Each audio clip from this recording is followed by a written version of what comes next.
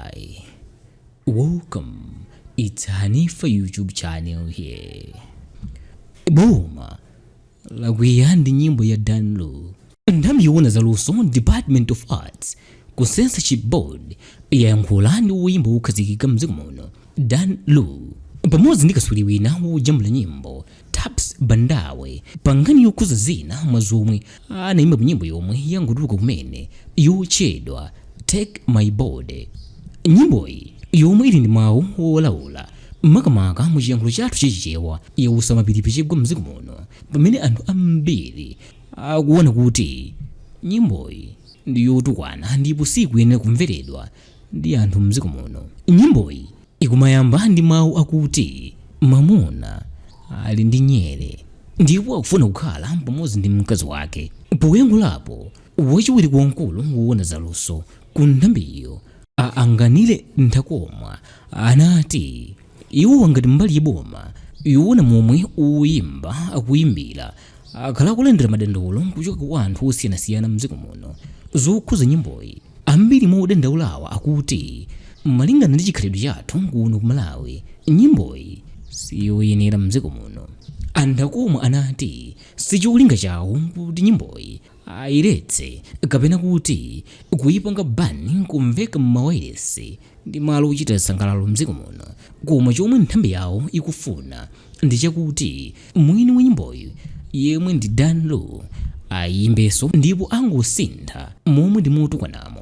Iwowa anati akuchita izi posatira section 23 ndi section 24 ya Censorship and Control of Entertainment Act yomwe zina imalesa kuyimba nyimbo zolawula mdziko muno. Atafunsidwa za nyimboyi mwini wake anasimikiza kunena kuti wayimbadi nyimboyi ndi iyeyo ndipo iyeyo sangayankhule zambiri mpaka dali pano. Yemwe jambula nyimboyi Tapps Bandawe poyamba anayikira kumbuyo nyimboyi ponena kuti mawu amene anthu akuti ndi otukwana akungolankhula mmene munthu akumvera mthupi mwake. Kwa iyeyo anati sanatukwane munthu aliyense ndipo akuchimiriranso mankhwala agondolosi. Komatu Tapps anavomerabe kunena kuti mwina pali kulakwika kwina koma cholinga chawo kunali kuyimba zosiyana ndi mmene zimakhalira nthawi zambiri ndi kunena kuti nyimboyi imveke mayiko akunja kwa dziko lino. Iyeyo anasimikizanso kunena kuti wayankhula ndi akuluakulu ochoka ku Censorship Board ndipo nyimboyi sinatuluke kwenikweni.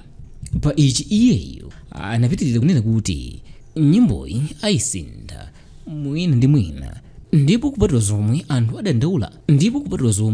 adandaulazi chilichonse mnyimboyi ndi chabwinobwino. Iyeyo anatinso nyimboyi yalandidwa bwino kwambiri ndi ma DJ akunja kwa dziko lino. Tapps anapereka chitsanzo cha nyimbo zakunja zomwe mwina mwa njira ina ndi zolawula kwambiri kuposa nyimbo yawoyi.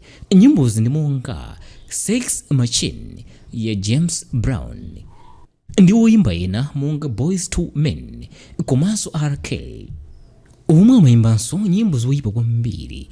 Iyeyo anamaliza ndi kupepesa kwa anthu onse mdziko muno komwe akumva kuti alagwiridwa ndi nyimboyi.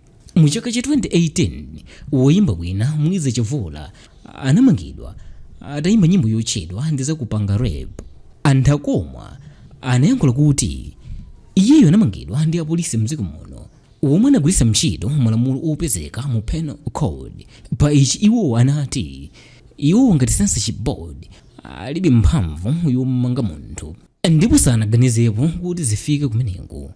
Kwa iwowo akuti agwiritsa ntchito section 24 ya Censorship Act polesa nyimboyi kupitirira kuyigawa mdziko muno.